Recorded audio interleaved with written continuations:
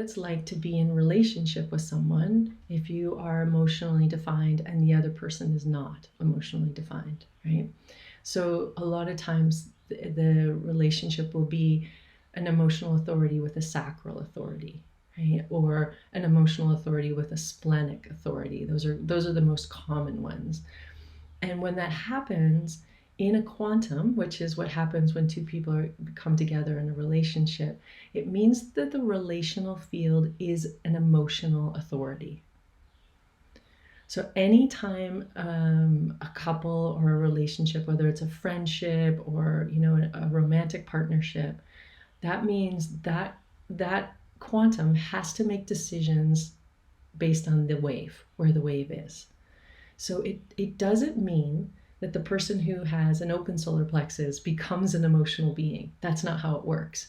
It's just when the two are together and when you're making decisions about your relationship or choices you're going to make, a trip you're going to do, what you're going to have for dinner, any of those kinds of things, it's an emotional decision. It's a solar plexus based decision that you have to ride out the wave. Both people do.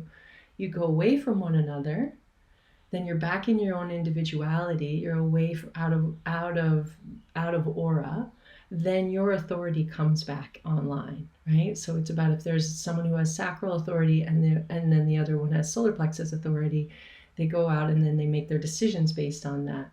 What's really interesting for me is being in a partnership with someone who has a splenic authority is that, so he'll ask me something and I'll have the energy for it, but I'm not clear. So we wait and we wait and we wait. Like we just waited on something that took almost a year for me to get clear about. I could feel I had the energy for it, but I just wasn't clear.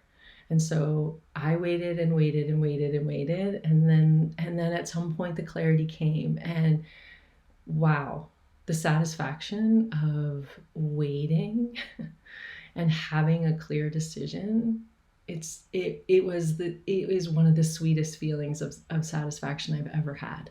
It was just like, whoa, okay. And now there's so much energy for this project that we're working on. I'm totally available. The solar plexus really determines the timing of things, in my experience. But then the interesting thing is that what I've also encountered, so my partner who's splenic asks me a question, I'm not clear. Then all of a sudden I get clear and I'm like, I come back to him, I'm like, okay, ask me. And I'm like, yeah, do you want to do that? Are you clear? And then I'm like, then I invite him and I say, are you ready to do this? Or I ask him in return, and then he's not ready. So then it's like, okay, so then we wait, right? It's like we can never let the mind decide the timing.